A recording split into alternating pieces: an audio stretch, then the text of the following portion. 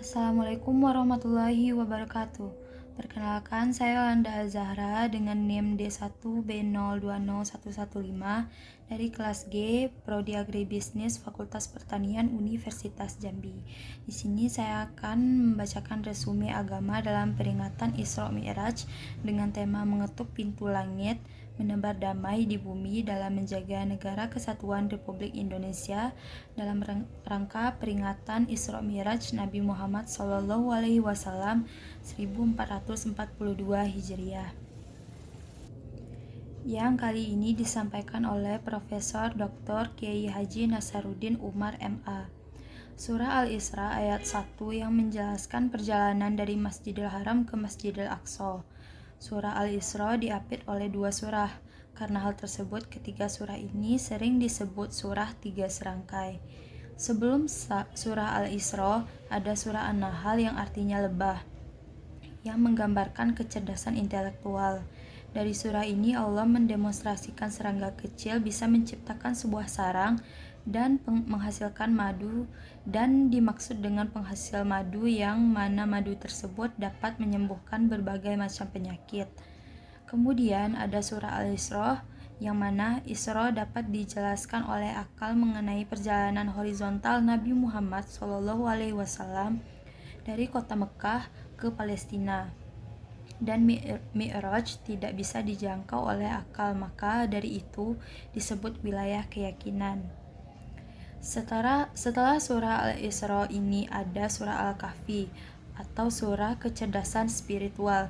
Kebanyakan isinya tidak bisa dijangkau oleh akal, seperti ditidurkan selama 300 tahun lebih. Allah Subhanahu wa Ta'ala mengisyaratkan bahwa yang bisa melakukan Mi'raj bukan hanya Nabi Muhammad SAW saja, tetapi siapapun yang menghambakan diri kepada Allah, maka dia memiliki potensi untuk Mi'raj. Cara untuk mendekatkan diri ke Tuhan dengan cara sujud kepada Allah Subhanahu wa Ta'ala. Sujud ada dua macam, ada sujud simbolik dan ada sujud hakikat.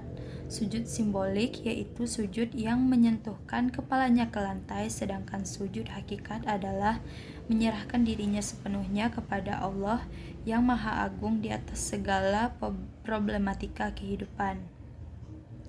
Dalam sholat, kedua sujud ini harus dilakukan karena tidak sah sholat jika tidak sujud. Sholat hakikatnya adalah berserah diri sekaligus mendekatkan diri kita kepada Allah. Maka dari itu, sholat kita harus khusyuk. Kekhusyukan sholat dimulai dari saat kita berwudu. Hakikat berwudu adalah untuk membersihkan diri kita. Saat membasuh kepala, maka membersihkan apa saja hal-hal yang buruk yang kita lihat. Ketika kita membasuh tangan, maka dengan berwudu dapat membersihkan kita dari apa saja yang telah kita lakukan dengan tangan kita. Ketika kita membasuh kaki, kita dapat membersihkan apa yang kita kerjakan. Oleh karena itu, kita harus menyempurnakan wudhu kita. Orang-orang yang dapat menggapai langit adalah orang-orang yang hanya menyembah Allah dan tidak menyekutukannya. Syarat lainnya yaitu laila atau malam hari. Kita harus meningkatkan kualitas laila kita, karena saat malam hari kita bisa lebih khusyuk dan banyak sholat di waktu malam hari. Kita harus menguasai Al-Quran jika ingin mendaki langit, serta kita harus menghaluskan budi pekerti kita dan membersihkan diri kita dari hal-hal negatif. Al-Quran ibarat tiket untuk ke surga, jadi orang-orang yang berpegang teguh kepada Al-Quran insya Allah akan masuk surga.